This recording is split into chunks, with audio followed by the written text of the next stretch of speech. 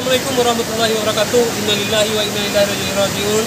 Telah terjadi musibah terhadap saudara kita yang berada di Kenagadian Bukit Betabuah, tepatnya di Simpang Bukit. Sungai di Simpang Bukit itu airnya meluap, air bah. Kalau kata orang sini adalah galodong.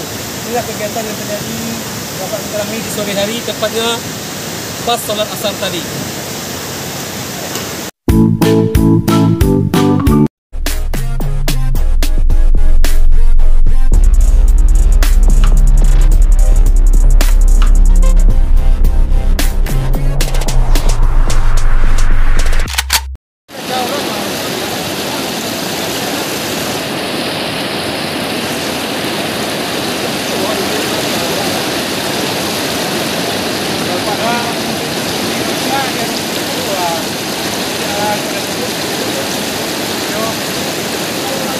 Oh, becak.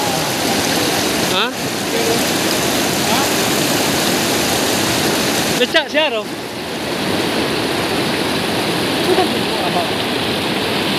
Kok nggak orang mana? Yang tuh deh.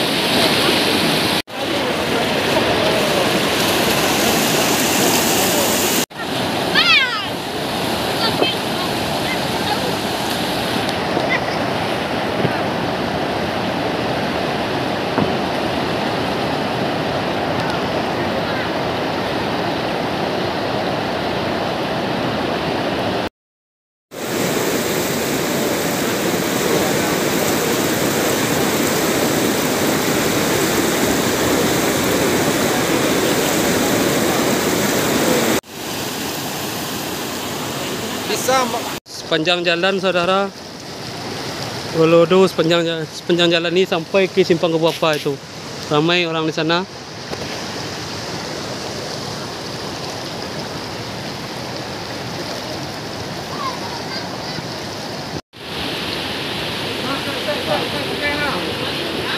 Sawah udah datar guys.